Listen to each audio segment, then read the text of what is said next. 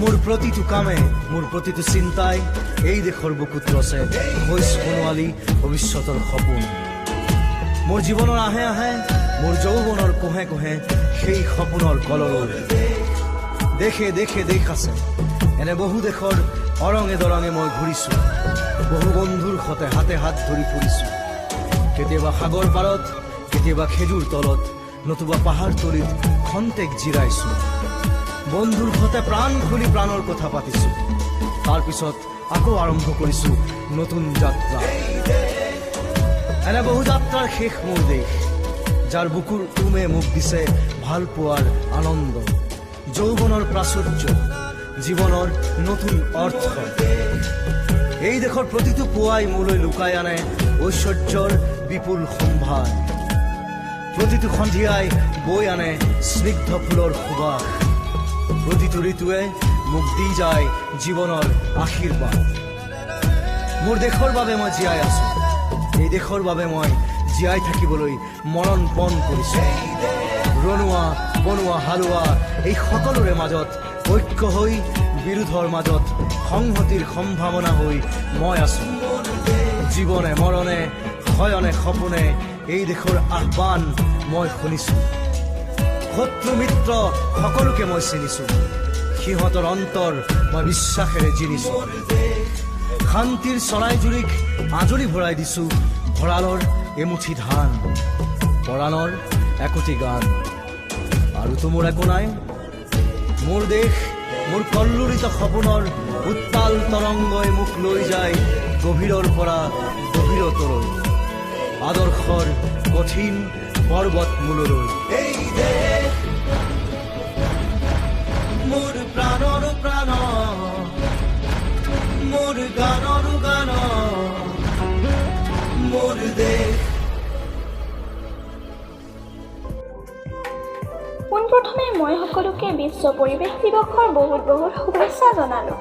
আজি এই মঞ্চত মোক দুএষাৰ ক'বলৈ সুযোগ দিয়াৰ বাবে মই সকলোকে ধন্যবাদ জনাইছোঁ।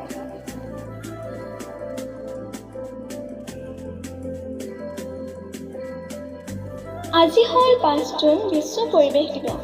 জনসাধাৰণৰ মাজত পৰিৱেশ সচেতনতা বৃদ্ধি কৰাৰ উদ্দেশ্যৰে প্ৰতি বছৰে এই দিৱস পালন কৰা হয়।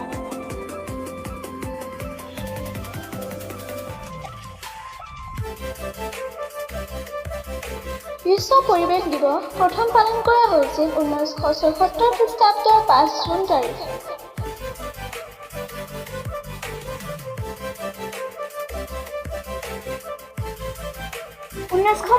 খ্ৰীষ্টাব্দৰ 5 পৰা 16 জুনলৈ ৰাষ্ট্ৰীয় সংঘৰ মানৱিক পৰিৱেশ সন্মিলন United nations conference on the human environment অনুষ্ঠিত হৈছিল।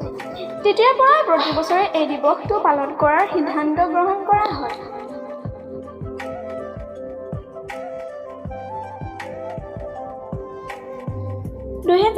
চনৰ বিশ্ব পৰিৱেশ দিৱসৰ বিষয়বস্তু হ'ল প্লাষ্টিক প্ৰদূষণৰ সমাধান, solution to plastic pollution. Plastic প্ৰদূষণ বৰ্তমান সময়ত এক ডাঙৰ সমস্যা হৈ পৰিছে।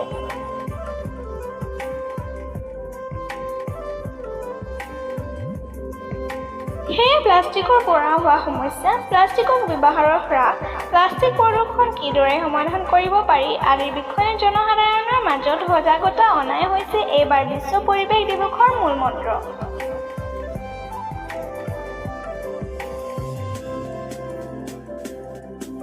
প্ৰকৃতিৰ সুস্থৰ অবিহনে পৃথিৱীত মানুহ তথা জীৱকুল জীয়াই থকাটো সম্ভৱ নহয়। কিন্তু আটাইতকৈ ডাঙৰ কথা হ'ল কিছুমান ব্যক্তিয়ে নিজৰ স্বাৰ্থ পূৰণৰ বাবে প্ৰকৃতিক ধ্বংস কৰে আৰু নিজৰ চৌপাশৰ পৰিৱেশ বিনষ্ট কৰে।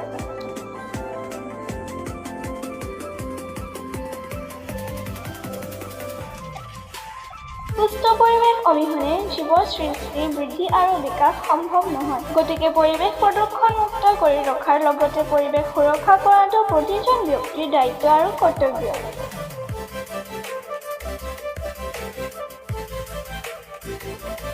সকলোকে অনুৰোধ জনাইছোঁ, আহক আমি সকলোৱে বৃক্ষৰোপণেৰে বিশ্ব পৰিৱেশ দিৱস উদযাপন কৰোঁ।